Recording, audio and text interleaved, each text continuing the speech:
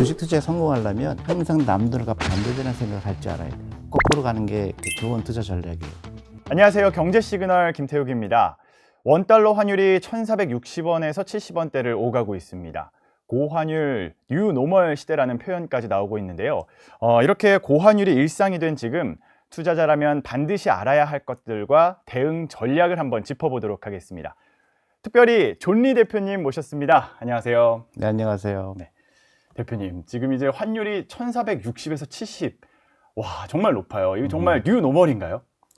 아니요, 이제 여러 가지 환율에 대한 예측도 힘들긴 하지만 많은 말이 있잖아요. 근데 이제 이 환율 수준이 옛날에 그 금융 위기 때하고 비슷하다 이렇게 말하는데 저는 그렇게 생각하지는 않아요. 근데 그 당시는 정말로 우리나라 경제가 정말 힘들 때였거든요. 그때 이제 IMF 때라든가 여러 가지 또 정치적인 이슈가 있다든가 그럴 때 환율이 이렇게 올랐는데 지금은 외환보유고도 많고 그리고 그렇게 경제가 우려할 정도는 아닌데 왜 이렇게 환율이 높을까?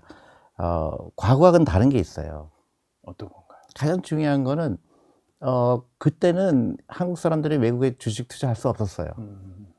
그죠? 네. 그래서 그게 지금 이제 많은 사람들이 이제 그 미국 주식에 투자하게 되면서 그 규모가 상당히 커진 거죠.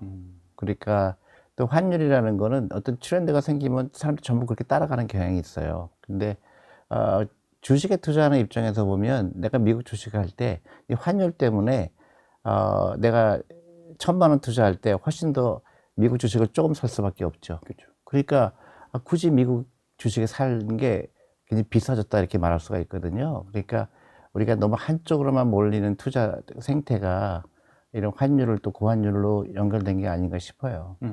그러니까 그렇게 고착화 됐다고 보진 않아요. 그럼 원화 가치가 떨어졌다라는 의미이잖아요. 네네, 그렇죠. 그런데도 국내 주식 투자는 여전히 괜찮다 이렇게 보시는 건가요? 환율하고 가장 그 영향을 덜 받죠. 한국 돈은 그대로 있으니까. 우리 한국에서 돈이 필요하잖아요. 우리 달러를 쓰지 않죠, 한국에서. 네. 그러니까 그렇게 영향이 없죠. 한국에서만 사는 사람들은. 근데 내가 미국에 여행을 간다. 그럴 때는 이제 환율 때문에 좀 비싸진 거죠. 그렇지만 우리가 한국에 사는 사람 입장에서는 환율이 걱정할 이유가 없죠. 근데 이제 환율이 너무 높다 보니까 뭐 국민연금까지 동원을 해서 이 환율을 방어를 하는데 좀 아니에요. 저는 오히려 그렇게 생각하지 않고 저는 국민연금의 한국 주식 비중이 너무 낮아요. 우리는 한국 주식에 많이 투자해야 되는데 국민연금도 투자 많이 안 하고 또 한국 개인들도 한국 주식 투자 안 하고 저는 그게 조금 좀 이해가 안 가거든요. 한국처럼 그 제조업이 많은 나라가 없는데 왜 한국 주식에 투자를 하지 않을까? 오히려 그게 좀 궁금해요. 그거는 좀 우리가 국민적인 그 뭐라 그럴까요? 의논이 필요해요. 왜 한국 주식에 투자 안 할까? 한국 주식 너무 싼데. 저는 그렇게 생각해요. 흔히 투자자들 입장에서는 뭐 삼성전자라든지 SK하이닉스 같은 그런 기업들 외에는 투자할 때가 마땅치 않다라는 생각들을 하는 분들이 그게 또 오히려 있는 것 같더라고요. 그게 오히려 기회죠. 왜냐면 잘 안 알려졌으니까. 보석이 있죠. 그래서 보니까 삼성전자나 그런 현대자동차도 물론 싸요. 지금 외국에 비해서. 근데 그 밑에 기업들은 예를 들어서 뭐 흔하게 얘기하는 퍼라든가 PBR이라든가 너무 낮아요. 근데 이거를 왜 외면하는지 나는 이해가 안 가요. 그래서 지금 한국에 투자하는 게 훨씬 더 유리하다. 환율 때문에 미국에 투자하는 거는 굉장히 그 불이익을 볼 수 있다. 오히려 그렇게 생각하죠. 한국 주식에 투자해라.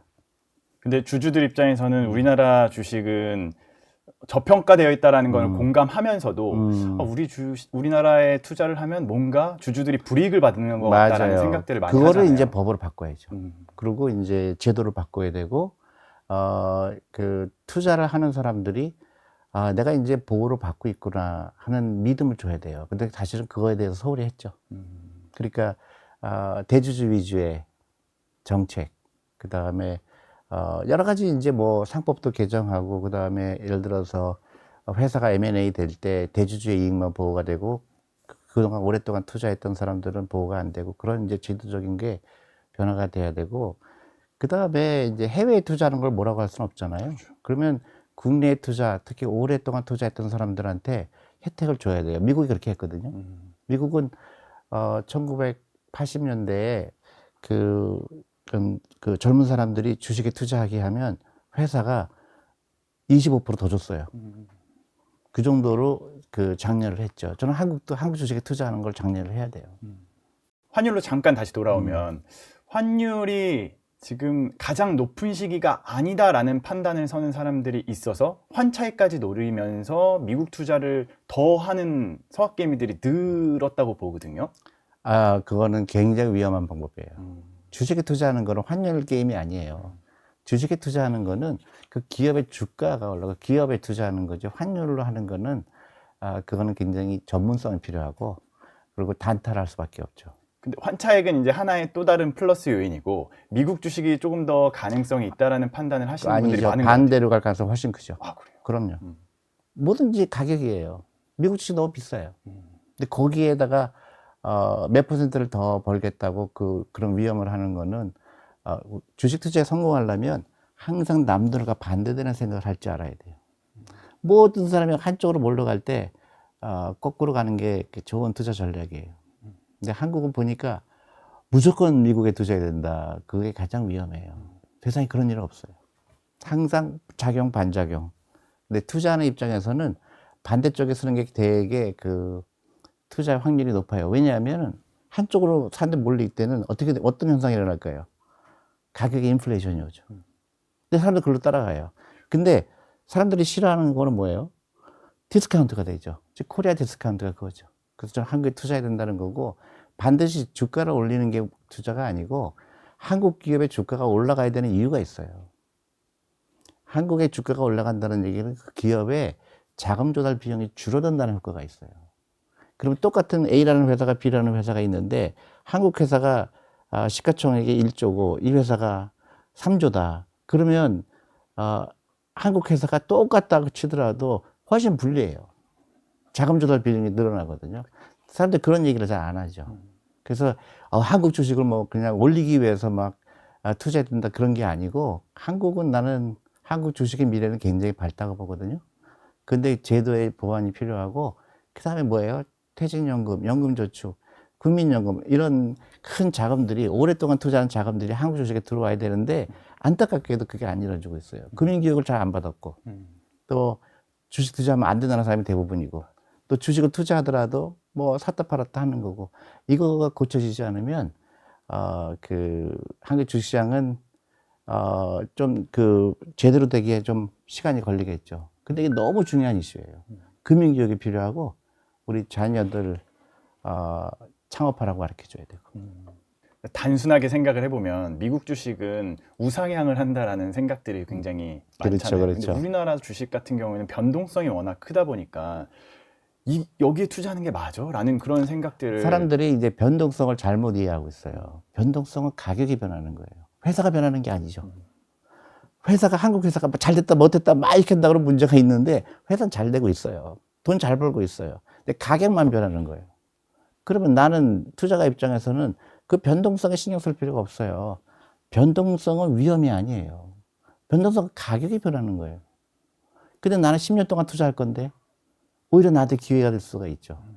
그러니까 내가 3개월 투자한다고 그러면 그거는 문제가 있는 거죠. 내가 주식에 투자하는 이유는 한 가지 목표예요. 노후 준비예요. 노후 준비하는데 지금 주식이 올라가고 내려가고 나하고 상관이 없어요. 근데 우리 너무나 요 짧은 기간을 보는 거예요. 그러다 보니까 걱정이 많죠. 환율이 어떻게 될까? 이자율이 어떻게 될까? 끊임없이 걱정하죠. 근데 그거를 맞출 수가 없어요. 변동성은 내가 아무리 노력해도 맞출 수가 없어요. 근데 주식 투자는 가격을 맞추는 게 아니라 시간에 투자하는 거예요. 내 월급의 10%, 20%가 끊임없이 주식에 투자하게 되면 이 다음에 10년 후에 나는 큰 부자가 되겠구나. 이게 주식 투자예요. 근데 우리 너무 단기적으로 신경을 많이 쓰죠. 그러니까 환율이 1,500원이 되건 1,600원이 되건 나의 투자 철학은 변함이 없어요. 근데 환율이 높아질수록 미국 주식에 투자하는 거는 그만큼 비싸게 살 수밖에 없다. 그걸 저 같으면 그렇게 생각할 수밖에 없죠. 네, 왜냐면 달러로 바꿔야 되죠. 네. 근데 훨씬 불리할 수밖에 없죠. 앞서서 이제 미국 주식에 투자하는 국민들을 금융당국이 막을 수 없다 이렇게 당연히죠. 말씀을 하셨잖아요. 근데 최근에 서학개미들이 많이 이렇게 분노를 했던 이유 중에 하나가 최근에 이창용 한국은행 총재가 뭐 원화 약세가 원인이 해외 주식 투자에 의해 주도되고 있다. 유행처럼 번지는 것이 가장 걱정이다. 이런 말도 했었고요. 그리고 또 양도세죠. 양도세를 뭐 높이겠다. 이런 발언도 나왔었는데 뭐 사실이 아니라고 했지만 또 뒤에 덧붙인 게 어떤 정책은 되고 안 되고 하는 건 없다. 여건이 되면 검토할 것이다. 뭐 이런 말을 하다 보니까 굉장히 혼란스럽게 만드는 것 같아요. 글쎄요. 그거는 이제 좀, 어, 그 당국자가 어떻게 생각하는지 잘 모르겠고, 저는 이제 근본적인 얘기를 할 때, 왜 연금 등은 한국에 투자 안 할까? 그게 가장 궁금해요. 왜 이거랑 마찬가지예요. 자식이 2명이 있는데 옆집에만 투자하는 거 똑같아요. 그게 저는 정말로 이해가 안 가거든요. 왜 국민연금들이 한국에 투자를 이렇게 안 할까? 두 번째로는, 그 다음에 왜 사람들한테, 저는 이제 어떤 하면 안 된다는 것보다도 하게 하는 게 중요하거든요. 그리고 미국에서는 기업들이 직원들이 주식을 사게 되면 25%를 더 월급을 줬어요. 그런 인센티브가 훨씬 중요해요. 한국 주식에 오랫동안 투자했을 때, 예를 들어서, 그 세금을 적게 낸다든가, 그런 인센티브가 중요하죠. 장기 투자했을 때 인센티브. 단기 투자 샀다 팔았다 했을 때는 좀 불이익을 주는 그런 정책이 필요하죠. 제일 중요한 거는 끊임없이 주식시장에 들어오는 그 틀을 만들어야 돼요. 근데 환율에 너무 집착할 필요가 없죠. 환율이 1,500대고 1,600대 하는 거는, 저는 그렇게 오래 지속될 것 같지는 않아요. 근데, 교육이 필요하죠. 그리고 지금 한국의 퇴직연금의 주식 투자 비중이 세계에서 꼴찌예요. 그게 주식시장에 안 들어오고 있거든. 그런 근본적인 걸 해결해야 되겠죠. 지금 말씀을 그냥 간단하게 들어보면은 어떤 정책이라든지 규제를 통해서 막는 것보다 오히려 투자를 적극적으로 할 수 있는 정책을 펴야 그게 된다라는 제일 중요하죠. 말씀이신 것 같네요. 그렇죠.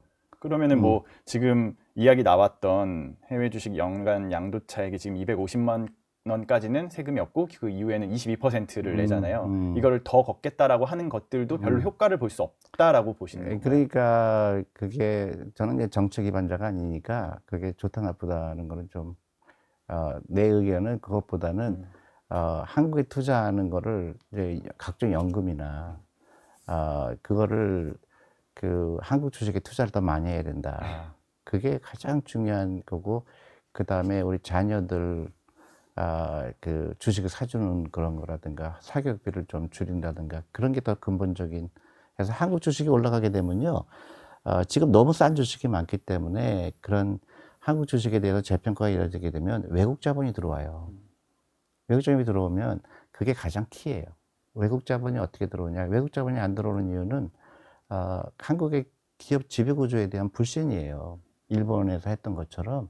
그래서 그런, 개혁, 그러니까 그런, 법이, 모든 주주들의 이익을, 보장하는 법이 계속 빨리 만들어져야 되는데, 거기서, 많은 외국인들이 실망하는 것도 사실이에요. 많은 얘기는 했는데, 계속 미뤄지는 거죠. 그러면 진정성에 대해서 의심을 받게 되죠. 대표님 말씀은 지금 한국 주식에 조금 더 많은 관심과 투자가 이루어져야 된다라는 걸로 결국에는 흘러가는 것 같아요. 그런데 투자자들은 미국 주식에 계속해서 시선이 가 있단 말이에요. 이거를 그러면 돌릴 수 있는 방법은 뭐라고 생각해요? 그러니까 그냥 항상 그랬거든요. 어떤 한쪽 쏠림 현상. 그러니까 가르쳐 줘야죠. 그러니까 같은 기업인데 미국에 있다는 이유로 2배가 비싼 거예요, 한국보다. 그럼 한국 주식을 왜 살까? 신뢰를 잃어버린 거예요, 한국 주식에 대해서. 신뢰를 어떻게 회복할까요?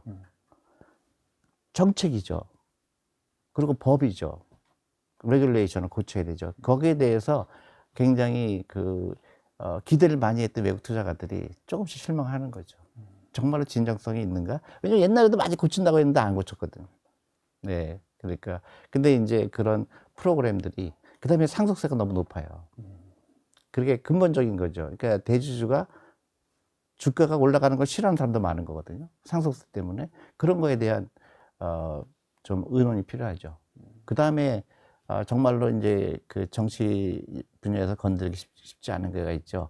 노동과 자본의 유연성이에요. 그게 제일 중요하죠. 외국 사람들이 봤을 땐 그게 가장 중요해요. 노동의 유연성, 자본의 유연성. 그거에 대해서 국민적인 합의가 필요하죠.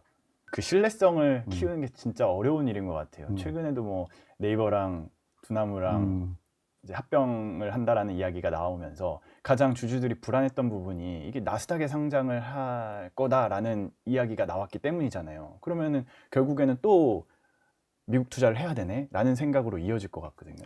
근데 너무 지엽적인 것 같고 일반화하는 건 좀 위험하죠. 네, 그거는 이제 자기네 두 회사 간의 어떤 그 일이고, 그거 갖고 일반화하기는 힘든데, 어쨌든 한국 시장에 상장됐다는 이유로 외국에 비해서 싸게 거래되는 거는 근본적인 이유가 있죠. 그러니까 신뢰감이 없는 거예요. 신뢰감을 늘리려면 예를 들어서 그런 것들이 있죠. 뭐 회사가 M&A 됐는데 대주주만 이익 보고, 이제 그런 것들을 고쳐야 되겠죠. 그러니까 모든 주주들이 미국처럼 텐더 오프라는 걸 통해서 다 똑같이 다 이익을 보는 시스템이 돼야 되는데, 말로는 있는데 아직까지 안 이루어지고 있잖아요. 그런 데서 실망이 오는 거죠. 그럼 조금 다른 음. 방향으로 질문 한번 드려볼게요. 그래요. 주식 외 자산인 뭐 금이라든지 채권이라든지 비트코인 이런 거에 대한 투자는 어떻게 좀 생각하고 계세요? 제가 뭐 이게 좋다 나쁘다 얘기하기는 좀 그렇지만, 네. 당연히 주식에 들어와야죠. 주식에 들어온다는 얘기는 이 자본이 제일 열심히 일하는 거예요.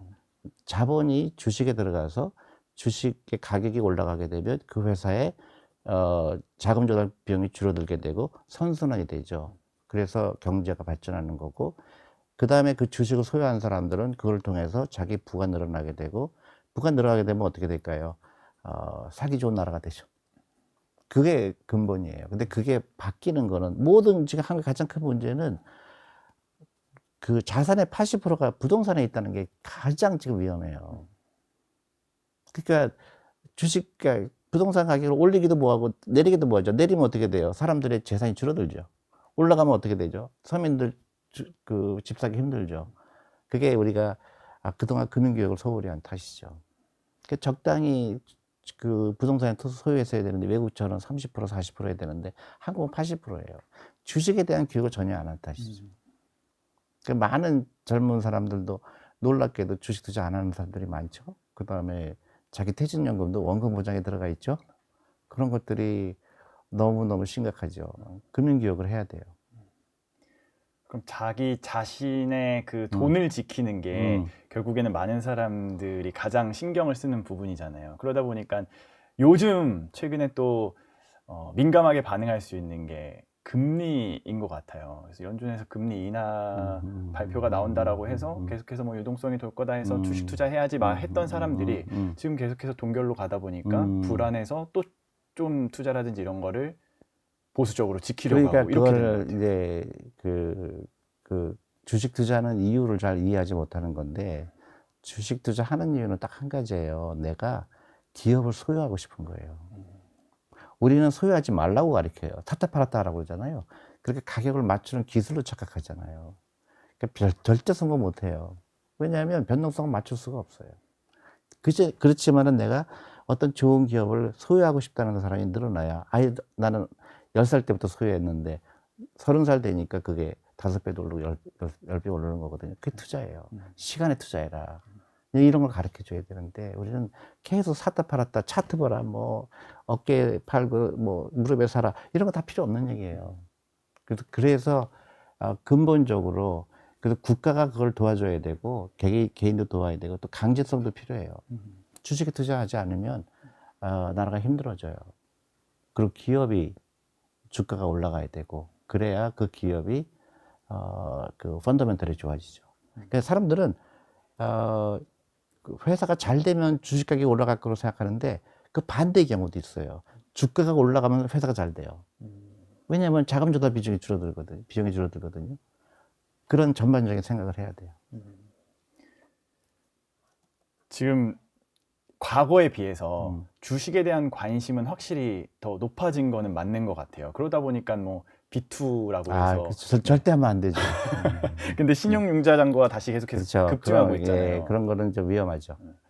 그럼 그런 걸 보고 음. 또 투자를 또 해왔던 분들은 이거 고점이다. 그래서 그런 얘기 또 다 필요 팔게 없어요. 필요 없는 건가요? 예, 절대 맞지도 않고요. 네. 의미도 없어요. 어떤 일이 일어날 거다. 그러면은 하나님도 몰라요. 만약에 내가 그걸 안 배우는 그걸 내가 알면 여기 안 왔을 거예요. 세계에서 제일 큰 부자가 됐겠죠. 그런 거는 알려고 하는 것 자체가 그런 이제 소위 영어로 마켓 타이밍이라고 그래요. 타이밍을 맞추려고 착각을 해요. 내가 하나님보다 더 똑똑한 줄 알아요. 그래서 매일매일 저기 그 차트 들여다보고 가격 들여다보고 하는 사람들은 그 어떤 일종의 교만이죠. 주식 가격을 못 맞춥니다. 다만 철학이에요. 내가 좋은 주식, 좋은 거를 내 월급의 10%, 20%는 무조건 주식에 투자해야 되겠다. 뭐 그중에 반은 미국 주식이 될 수도 있고 한국 주식이 될 수도 있고 치우치지 않고 그게 그 다음에 이 다음에 내가 60살이 됐을 때 그 주식 가격이 많이 올랐을 테니까 그때 내가 노후 준비를 해야 되겠다.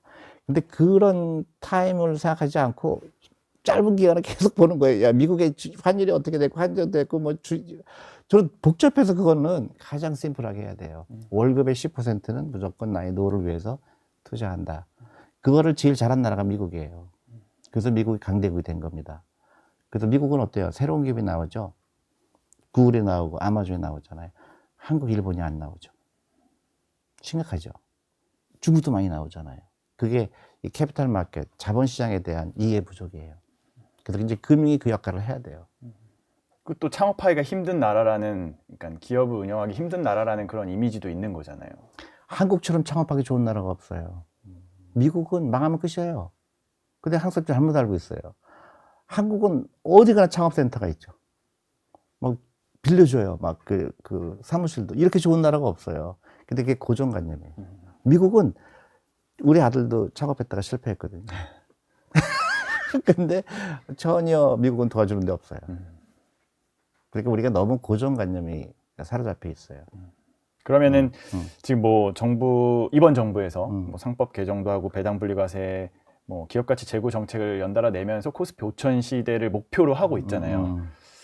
대표님이 생각할 때는 이 5천 시대에 대한 시각 어떻게 좀 보세요? 아니요, 그러니까 저는 5천이냐 6천이냐 그것도 중요하겠지만 더 중요한 거는 5천이 됐다가 만약에 4천으로 되고 3천이 되면 어떻게 돼요? 그건 아무런 의미가 없잖아요. 5천이 되고 6천이 되는 게 중요한 게 아니라 앞으로 우리나라가 앞으로 10년 동안 꾸준하게 1년에 뭐 5%든지 10%든지 그 자본시장이 상승을 가져오는 게 제일 중요해요. 그러면 근본적인 그 구조적인 변화가 필요하죠. 창업하는 사람들이 많이 나와야 되고 새로운 기업이 주식시장에 들어와야 되죠. 그리고 또 하나는 교육제도의 개혁이에요. 전부 국영수 하잖아요. 수능시험 좀 쉽게 냈으면 좋겠어요. 제일 바꾸기 어려운 문제 아닌가요? 우리나라의 근데 교육 그게 정책? 바뀌지 않으면 네. 미래가 어두워요. 옛날에 그 과거 시험 보는 것처럼 점수 경쟁하는 교육제도는 바뀌어야 되거든요.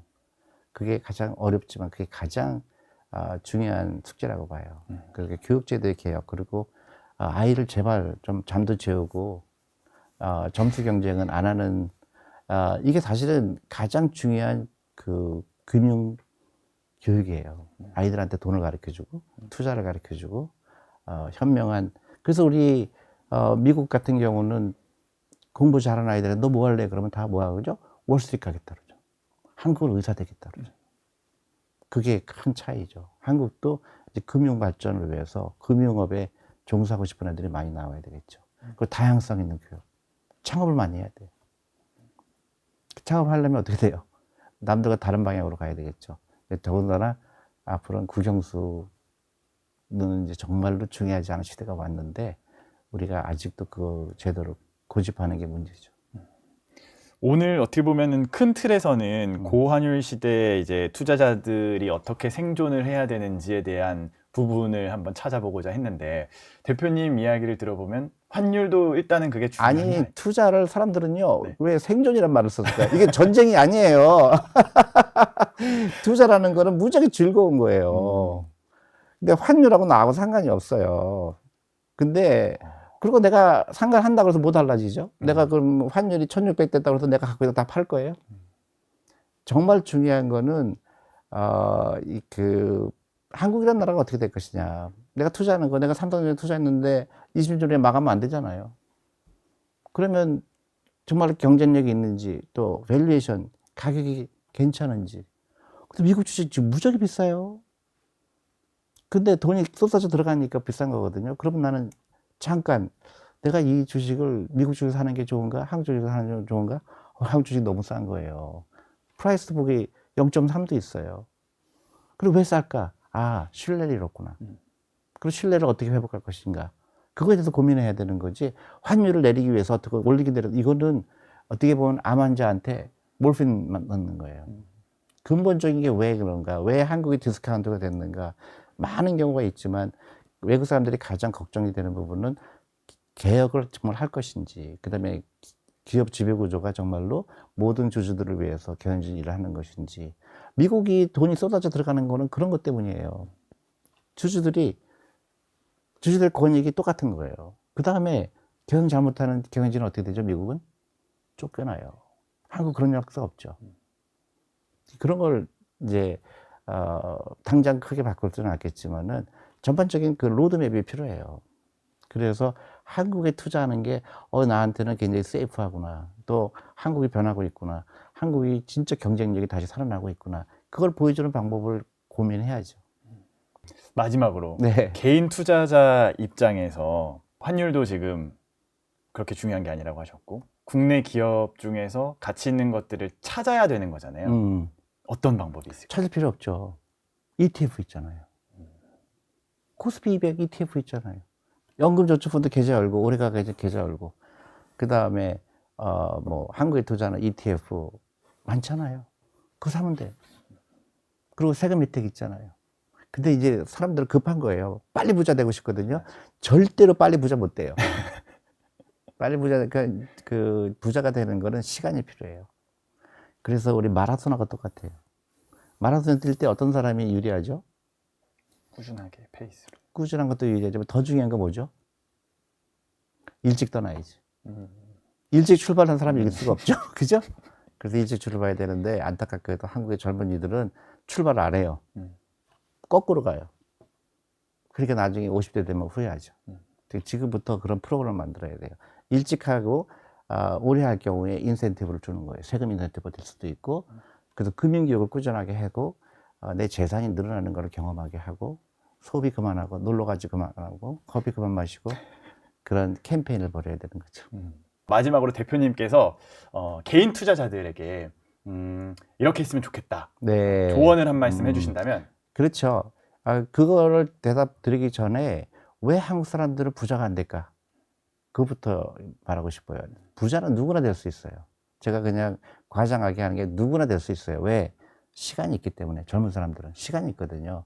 그러니까 내가 20년 시간이 있다, 30년 시간이 있다면 그럼 부자가 되기 싫어도 부자가 돼요. 그래서 복리를 깨달아야 되고요. 그 다음에 두려워하지 마세요. 주식을 샀는데 이걸 내가 5만 원 주고 샀는데 3만 원 되면 막 그냥 세상이 무너진 것처럼 생각하잖아요. 그건 변동성에 불과해요. 거기 신경 쓰지 마시고 자기가 잘하는 일을 하고, 그 다음에 월급의 10%, 20% 무조건 소비하기 전에 떼어서 연금저축펀드 계좌 열고 투자하는 거예요. 기계적으로. 그리고 너무너무 인포메이션이 너무 많아요. 환율이 어떻고 이자율이 어떻고 미국의 연준이 어떻고, 근데 알 필요 없어요. 나는 꾸준하게 투자하는 거고 월급의 10%, 20% 그것만 하면 됩니다. 그리고 결혼하신 분들 자녀들 사교육비 그만 쓰고 그 돈으로 아이들한테 주식을 사주고 그러면 됩니다. 알겠습니다. 오늘 말씀 잘 들었습니다. 존리 대표님과 함께했습니다. 고맙습니다. 네, 고맙습니다. 저희 경제 시그널 영상 많이 봐주시고요. 좋아요, 구독, 알림 설정 부탁드립니다.